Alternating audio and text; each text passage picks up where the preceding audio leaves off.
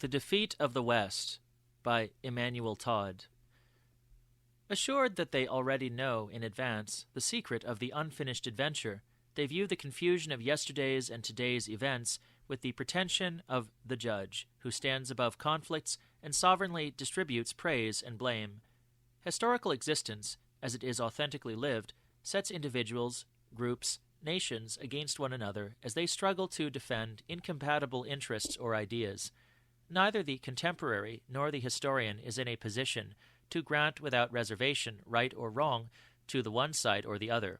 Not that we are ignorant of good and evil, but we are ignorant of the future, and every historical cause carries along injustices. Raymond Aron. The Opium of the Intellectuals, Chapter 5, The Meaning of History. Hier stehe ich kann nicht anders. Here I stand, I can do no other. Martin Luther, at the Diet of Worms, April 1521. Introduction. The 10 Surprises of the War. On the 24th of February 2022, Vladimir Putin appeared on television screens around the world. He announced the entry of Russian troops into Ukraine. His speech did not fundamentally concern either Ukraine or the right to self-determination of the populations of the Donbass. It was a challenge to NATO. Putin explained why he did not want Russia to be taken by surprise as it had been in 1941, by waiting too long for the inevitable attack. The continued expansion of the North Atlantic Alliance's infrastructure and the military development of Ukraine's territory are unacceptable to us. A red line had been crossed. There was no question of allowing an anti-Russia to develop in Ukraine. It was, he insisted, an act of self-defense. This speech, asserting the historical and, so to speak, juridical validity of his decision, let show through, with cruel realism, a balance of technical forces favorable to him. If the time had come for Russia to act, it was because the possession of hypersonic missiles conferred on it a superiority at the strategic level. Putin's speech, very structured, very composed, even if it betrayed a certain emotion, was perfectly clear, and, if nothing obliged one to give way, it nonetheless deserved to be discussed. Yet the vision of an incomprehensible Putin and Russians who were either incomprehensible or submissive or idiots immediately imposed itself. What followed was an absence of debate that dishonored Western democracy. Total in 2 countries, France and the United Kingdom, relative in Germany and the United States. Like most wars, especially world wars, this one did not unfold as expected. It has already provided us with many surprises. I have counted 10 major ones. The first was the very eruption of war in Europe, a real war between 2 states, an unheard-of event for a continent that believed itself settled into perpetual peace. The second is the 2 adversaries that this war brings face to face, the United States and Russia. For more than a decade, China had been designated by America as its principal enemy. Hostility toward it was, in Washington, transpartisan and doubtless the sole point on which Republicans and Democrats managed, in recent years, to agree. And yet, by Ukrainians interposed, it is a confrontation between the United States and Russia in which we are participating. Third surprise, Ukraine's military resistance. Everyone expected it to be quickly crushed. Having forged a childish and exaggerated image of a demonic Putin, many Westerners refused to see that Russia had sent only 100,000 to 120,000 men into Ukraine, a country of 603,700 kilometers squared. By way of comparison, in 1968, to invade Czechoslovakia, a country of 127,900 kilometers squared, the USSR and its Warsaw Pact satellites sent 500,000. But the most surprised were the Russians themselves. In their minds, as in that of most informed Westerners, and to tell the truth, in reality, Ukraine was what is technically called a failed state. Since its independence in 1991, it had perhaps lost 11 million inhabitants through emigration and declining fertility. It was dominated by oligarchs. Corruption there reached insane levels. The country and its people seemed to be for sale. On the eve of the war, Ukraine had become the promised land of low-cost surrogacy. Ukraine had certainly been equipped with Javelin anti-tank missiles by NATO. From the outset of the war, it had American observation and guidance systems, but the fierce resistance of a country in decomposition poses a historical problem. What no one could foresee was that it would find in war a reason to live, a justification of its own existence. The fourth surprise was Russia's economic resilience. We had been told that sanctions, particularly the exclusion of Russian banks from the SWIFT interbank exchange system, would bring the country to its knees. But had a few curious minds among our political and journalistic personnel taken the time to read David Turtre's Russie, le retour de la puissance, published a few months before the war, that ridiculous faith in our financial omnipotence would have been spared us. Turtre shows that the Russians had adapted to the sanctions of 2014 and prepared to be autonomous in the computing and banking spheres. In this book we discover a modern Russia which, far removed from the rigid neo-Stalinist autocracy that the press depicts for us day after day, is capable of great technical, economic, and social flexibility. In short, an adversary to be taken seriously. Fifth surprise, the collapse of all European will. Europe was at the outset the Franco-German couple which, since the 2007 to 2008 crisis, had indeed taken on the look of a patriarchal marriage, with a dominant husband Germany no longer listening to what his partner had to say. But even under German hegemony, Europe still seemed, one thought, to possess a certain autonomy.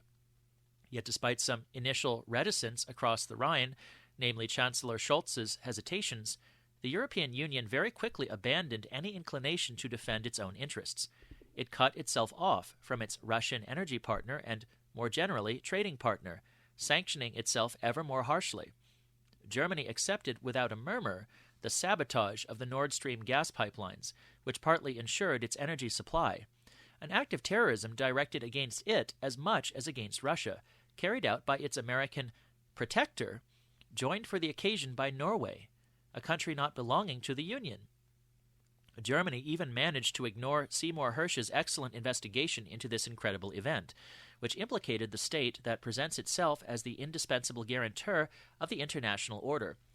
But we also saw Emmanuel Macron's France evaporate on the international stage, while Poland became Washington's principal agent in the European Union, taking over in this role from the United Kingdom, now outside the Union thanks to Brexit. On the continent, overall, the Paris-Berlin axis was replaced by a London-Warsaw-Kyiv axis piloted from Washington. This vanishing of Europe as an autonomous geopolitical actor is enough to perplex when one recalls that barely 20 years ago, the joint opposition of Germany and France to the Iraq War led to joint press conferences by Chancellor Schroeder, President Chirac, and President Putin. The sixth surprise of the war was the emergence of the United Kingdom as an anti-Russian yapping dog and gadfly of NATO. Relayed by the Western press, its Ministry of Defense, MOD, immediately appeared as one of the most excitable commentators on the conflict, to the point of making American neoconservatives look like lukewarm militarists. The United Kingdom wanted to be the first to send long-range missiles and heavy tanks to Ukraine. This bellicosity struck, in an equally bizarre manner, Scandinavia, which had long been Pacific in temperament and more inclined to neutrality than to combat. We thus find a seventh surprise, also Protestant, adjacent to British feverishness in Northern Europe. Norway and Denmark are quite important military relays of the United States, while Finland and Sweden, by joining NATO, reveal a new interest in war, an interest we will see predated the Russian invasion of Ukraine. The eighth surprise is the most surprising. It came from the United States, the dominant military power. After a slow build-up, concern officially manifested itself in June 2023 in numerous reports and articles whose original source was the Pentagon. The American military industry is deficient. The world superpower is incapable of ensuring the supply of shells, or for that matter anything, to its Ukrainian protege.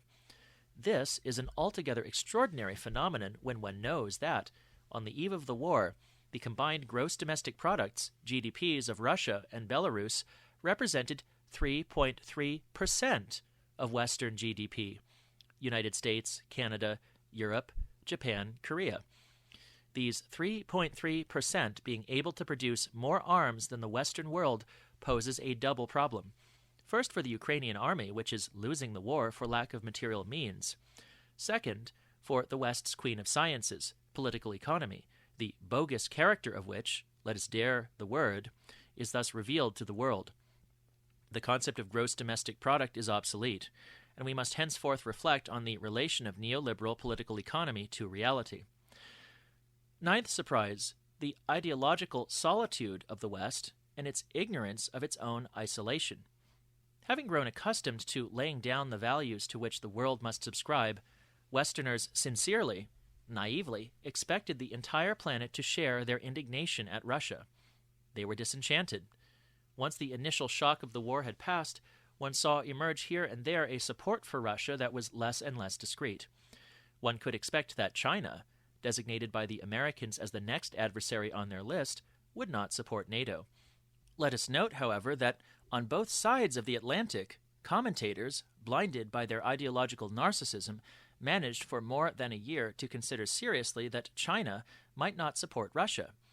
India's refusal to get involved was even more disappointing, no doubt deep down because India is the largest democracy in the world, which is a bit awkward for the camp of liberal democracies. People reassured themselves by saying that this was because Indian military equipment was largely of Soviet origin. In the case of Iran, which quickly supplied drones to Russia, commentators on immediate events did not take the measure of what this rapprochement signified. Accustomed to consigning the two countries to the same bag, the bag of the forces of evil, media and other amateur geopoliticians had forgotten the extent to which their alliance was anything but self-evident. Historically, Iran had two enemies: England, replaced by the United States after the fall of the British Empire, and Russia. This reversal ought to have alerted us to the scale of the ongoing geopolitical upheaval.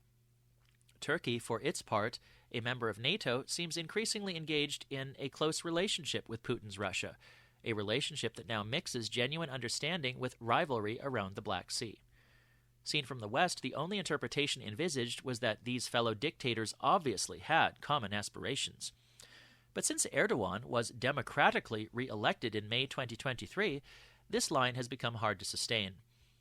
In truth, after a year and a half of war, it is the entirety of the Muslim world that seems to consider Russia more as a partner than as an adversary.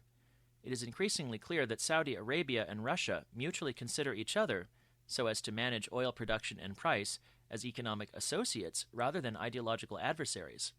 More broadly, day after day, the economic dynamic of the war has increased hostility toward the West in the developing world because the latter suffers from the sanctions. The 10th and final surprise is in the process of materializing. It is the defeat of the West. One may be surprised by such an assertion while the war has not ended. But this defeat is a certainty because the West is destroying itself rather than being attacked by Russia. Let us widen our perspective and escape for a moment the emotion legitimately aroused by the violence of war. We are at the age of a completed globalization, in both senses of the word, maximal and finished. Let us try to take a geopolitical view. Russia, in reality, is not the principal problem. Too vast for a declining population, it would be quite incapable of taking control of the planet, and has no desire to do so. It is a normal power whose evolution has nothing mysterious about it. No Russian crisis is destabilizing the global balance. It is indeed a Western, and more specifically American, terminal crisis that is endangering the planet's balance. Its most peripheral waves came to crash against a Russian breakwater of resistance, against a classic and conservative nation-state. As early as 3rd March 2022, barely a week after the start of the war, John Mearsheimer, professor of geopolitics at the University of Chicago, presented an analysis of the events in a video that went around the world. It had the interesting particularity of being highly compatible with Vladimir Putin's view and of accepting the axiom of an intelligent and comprehensible Russian way of thinking. Mearsheimer is what in geopolitics is called a realist, a member of a school of thought that conceives international relations as a combination of egoistic power relations between nation-states. His analysis can be summarized as follows. For many years, Russia had been repeating to us that it would not tolerate Ukraine's joining NATO. Now, Ukraine, whose army had been taken in hand by alliance military advisors, American, British, and Polish, was in the process of becoming a member de facto. The Russians therefore did what they had announced. They went to war. In the end, it was our surprise that was surprising. Mearsheimer added that Russia would win the war because Ukraine was, for it, an existential question, but, by implication, not for the United States. Washington was playing only for marginal gains, 8,000 kilometers away. He deduced that we would be wrong to rejoice if the Russians were to encounter military difficulties, for these would inevitably lead them to invest more in the war. Since the issue is existential for the one side, but not for the other, Russia would prevail. One can only admire Mearsheimer's intellectual and social courage. He is American. His interpretation, limpid, developing a line of thought he had expressed in his books or at the time of the annexation of Crimea in 2014, nonetheless presents a major flaw.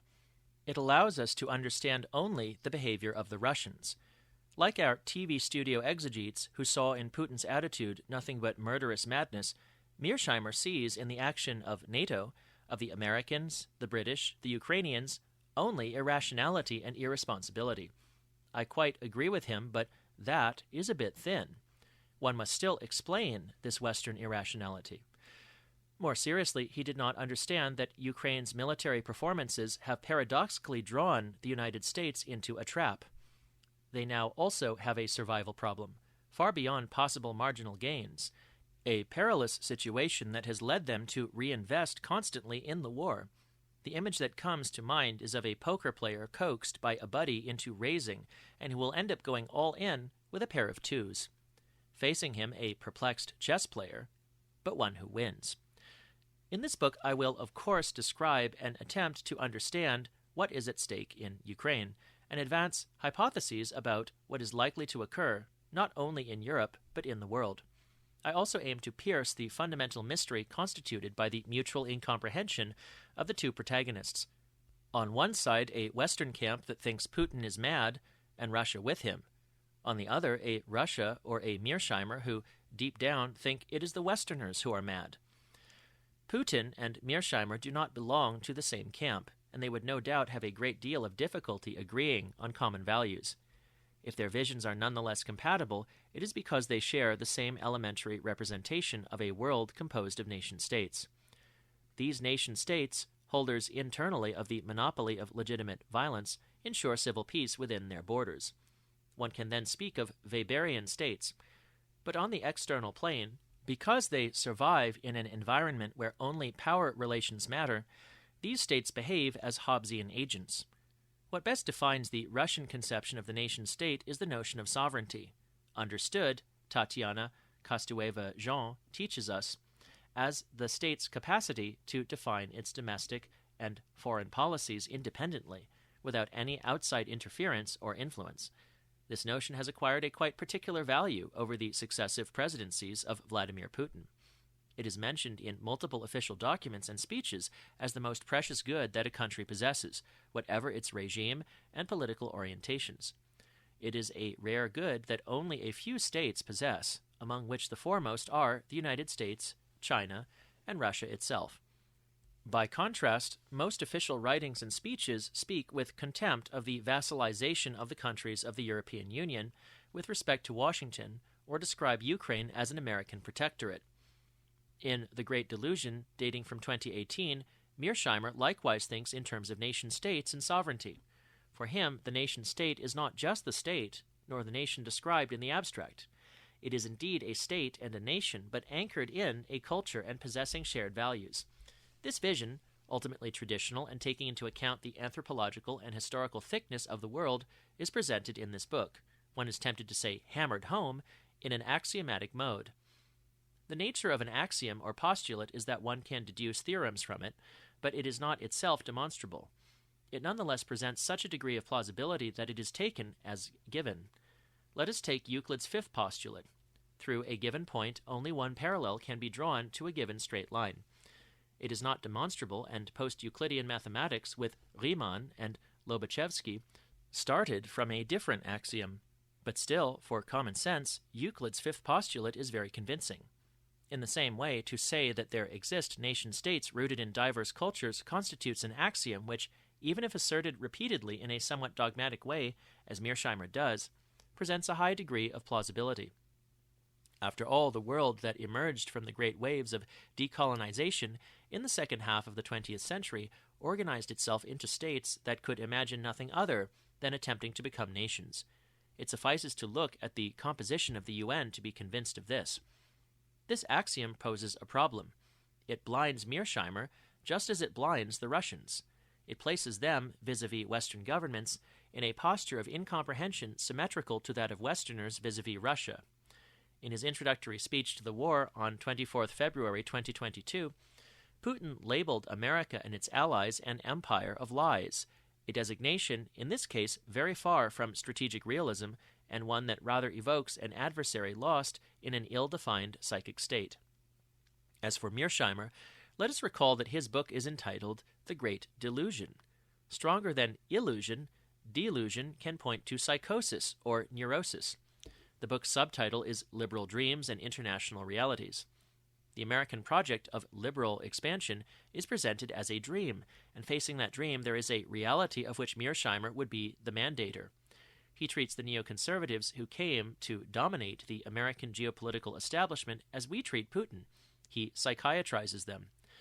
What Putin, the practitioner of international relations, intuits with his expression empire of lies, but does not manage to define fully, and what Mearsheimer, the theorist of international relations, flatly refuses to see, is a very simple truth. In the West, the nation-state no longer exists. In this book, I will propose a, so to speak, post-Euclidean interpretation of global geopolitics. It will not take as given the axiom of a world of nation-states. On the contrary, by using the hypothesis of their disappearance in the West, it will make Western behavior comprehensible. The concept of the nation-state presupposes the belonging of the various strata of a territory's population to a common culture, within a political system that may be indifferently democratic, oligarchic, authoritarian, or totalitarian. To be applicable, it also requires that the territory in question enjoy a minimal degree of economic autonomy. This autonomy does not exclude, of course, commercial exchanges, but these must, in the medium or long term, be roughly balanced. A systematic deficit renders the concept of the nation-state void, since the territorial entity in question can survive only by levying a tribute, or prebend coming from outside, without quid pro quo. By itself, this criterion allows us to affirm, even before the in-depth analysis of chapters 4 to 10, that France, the United Kingdom, and the United States, whose foreign trade is no longer ever balanced, but always in deficit, are no longer fully nation-states. A properly functioning nation-state further presupposes a specific class structure, including middle classes as its center of gravity. Therefore, more than a simple good understanding between the ruling elite and the masses. Let us be even more concrete and situate social groups in geographic space. In the history of human societies, the middle classes, together with other groups, animate an urban network. It is thanks to a concrete urban hierarchy, populated by an educated and differentiated middle class, that the state, the nervous system of the nation, can appear. We shall see to what extent the late, jagged, tragic development of urban middle classes in Eastern Europe is a central explanatory factor of its history up to the war in Ukraine. We shall also see how the destruction of the middle classes contributed to the disintegration of the American nation-state. The idea that a nation-state can function only thanks to strong middle classes that irrigate and nourish the state strongly recalls Aristotle's balanced city. Here is how he speaks of the middle classes in his Politics. But the lawgiver must always, in his constitution, give a place to the middle class. If he establishes oligarchic laws, he will not lose sight of the middle class. If his laws are democratic, he must win it over by his laws. Wherever the middle class numerically prevails over both extremes together, or over one of the two alone, one can have there a stable government. There is indeed no fear of ever seeing the rich join their voices with those of the poor against the middle class. Neither of the two groups will ever accept being the slave of the other, and if they seek a form of government that better serves the common interest, they will find no other than this one, for they would not tolerate, because of their mutual distrust, commanding only in turn. Everywhere, indeed, the one who inspires the most confidence is the arbiter, and here the arbiter is the man who has a middle position. Let us continue without aspiring to any originality or inventory of the concepts whose articulation permits the very existence of the nation-state. Without national consciousness, by definition, no more nation-state. But we are skirting tautology here. In the case of the European Union, a surpassing of the nation is fairly easy to admit, since it is at the very heart of the project, even if the form it has taken is not the one that was foreseen. What is curious is the European elite's pretension to make the surpassing of the nation and its persistence coexist. In the case of the United States, no surpassing of the nation is officially projected. Yet, as we shall see, the American system, even if it has succeeded in subjugating Europe, spontaneously suffers from the same ill as Europe, the disappearance of a national culture shared by the masses and the ruling classes. The stepwise implosion of WASP culture, white, Anglo-Saxon, and Protestant, since the 1960s has created an empire deprived of a center and a project, an essentially military organism led by a group without culture, in the anthropological sense, that retains as fundamental values only power and violence. This group is generally designated by the expression neocons.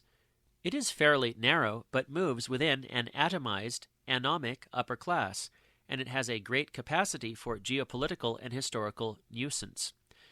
The social evolution of Western countries has induced a difficult relation of the elites to reality. But one cannot content oneself with classifying post-national acts as mad or incomprehensible. These phenomena have a logic. It is another world, a new mental space that we shall have to define, study, and understand. Let us return to Mearsheimer and his pivotal video of 3rd March 2022. He predicted there, I have said, an inevitable Russian victory because, in their eyes, the Ukrainian question is existential, whereas it would not be for the United States. But if one rids oneself of the idea that the United States is a nation-state and accepts that the American system has become something quite different, that Americans' standard of living depends on imports no longer covered by exports, that America no longer has a national ruling class in the classical sense, that it no longer even has a well-defined central culture, but that a gigantic state and military machine subsists there, then outcomes other than the simple retreat of a nation-state become conceivable. Outcomes other than one more defeat in Ukraine by proxy after its withdrawals from Vietnam, Iraq, and Afghanistan. Should we see in the United States, rather than a nation-state, an imperial state? Many have done so. The Russians themselves do not refrain from it. What they call the collective West, within which the Europeans are only vassals, is a kind of pluralist imperial system. But to use the concept of empire requires observance of certain criteria, a dominant center and a dominated periphery. This center is supposed to possess a common culture of the elites as well as a reasonable intellectual life. This is no longer the case, as we shall see, in the United States. A low imperial state, then? The parallel between the United States and ancient Rome is alluring. Having attempted it in After the Empire, I noted that Rome, by making itself master of the whole Mediterranean basin and improvising there a sort of first globalization, had likewise liquidated its middle class. The massive influx into Italy of grain, manufactured goods, and slaves destroyed peasantry and craftsmanship, in a way not unlike how the American working class succumbed to the influx of Chinese products. In both cases, if one slightly forces the line, one can say that a society emerged polarized between an economically useless plebs and a predatory plutocracy. The path of a long decline was henceforth traced, and despite a few surges, ineluctable. The qualifier low imperial is nevertheless unsatisfactory because of the novelty of many current elements, the existence of the Internet, the incomparable speed of developments, and the presence around the United States of those giant nations that are Russia and China. The Roman Empire had no comparable neighbors. The distant Persia aside, it was, so to speak, alone in its world. Finally, a fundamental difference. The late empire saw the establishment of Christianity. Now, one of the essential characteristics of our era is the complete disappearance of the Christian substratum, a crucial historical phenomenon which precisely explains the pulverization of the American ruling classes. We shall return at length to this. Protestantism, which to a large extent made the West's economic strength, is dead. A phenomenon as massive as it is invisible, Vertiginous even, once one thinks about it, we shall see that it is one of the keys, if not the decisive explanatory key, to today's global turbulence. To return to our attempt at classification, I would be inclined to speak, with regard to the United States and its dependencies, of a post-imperial state. If America retains the military machinery of empire, it no longer has at its heart a culture that bears intelligence, which is why in practice it gives itself over to thoughtless and contradictory actions, such as accentuated diplomatic and military expansion during a phase of massive contraction of its industrial base, bearing in mind that modern war without industry is an oxymoron.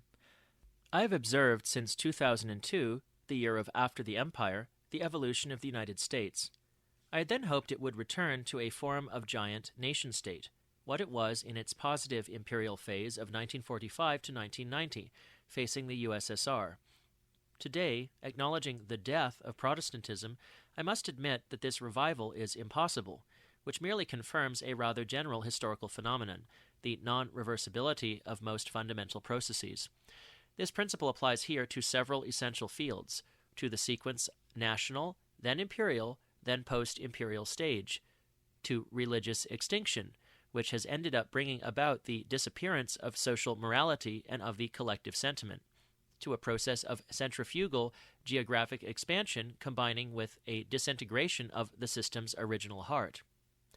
The rise in American mortality, specifically in the Republican or Trumpist interior states, at the very moment when hundreds of billions of dollars are racing toward Kiev, is characteristic of this process.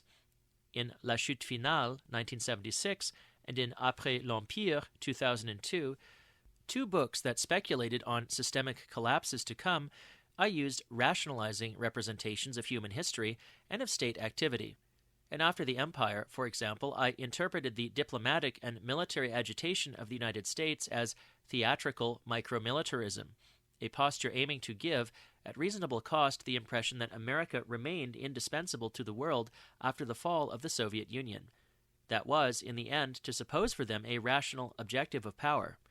In this book I will of course retain elements that belong to classical geopolitics, standard of living, the strength of the dollar, mechanisms of exploitation, objective military power relations, a universe that is roughly rational on the surface. The question of the American standard of living and of the risk that a systemic collapse would pose to it will be very present.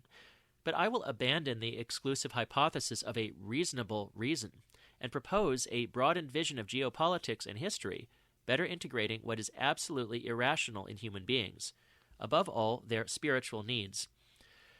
The chapters that follow will therefore also deal with the religious matrix of societies, with the solutions human beings have sought to devise for the mystery of their condition and its scarcely acceptable character, with the torments that can be provoked by the terminal disintegration of the Christian religious matrix in the West, and particularly of its Protestant variant.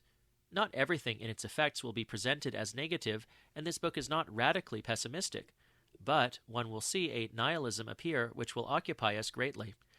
What I shall call the religious zero state will, in some cases, the worst ones, produce a deification of the void. I will use the word nihilism in a sense that is not necessarily the most common, and which will rather recall, and not by chance, the Russian nihilism of the 19th century.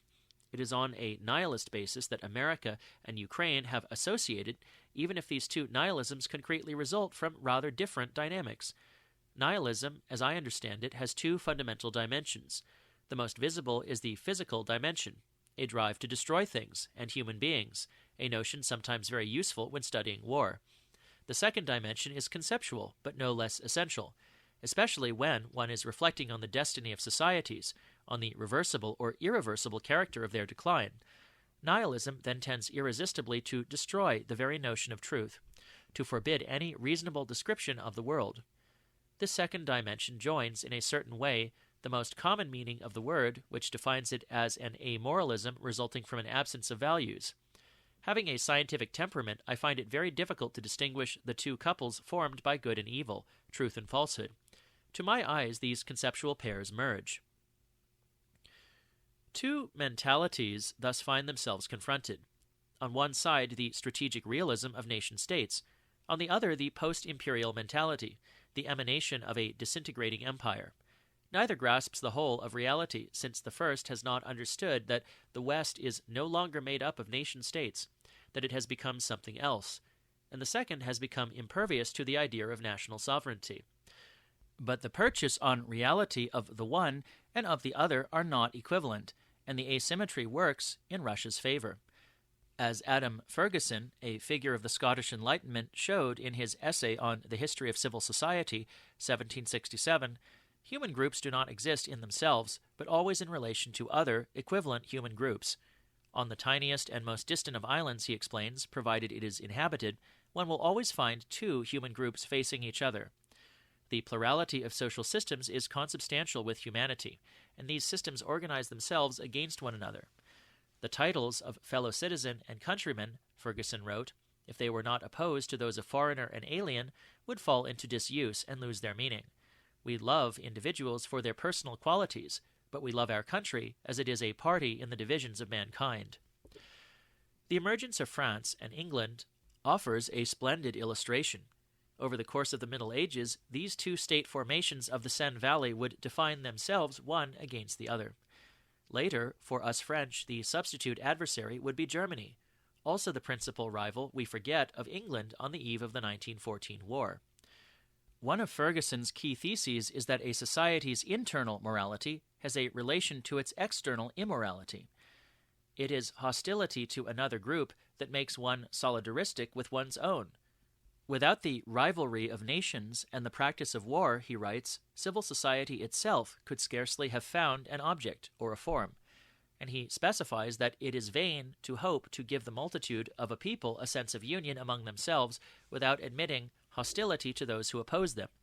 If on a sudden we were to extinguish the emulation that is excited from abroad, it is probable that we should break or relax the social ties at home, and shut up the most busy scenes of national action and virtue.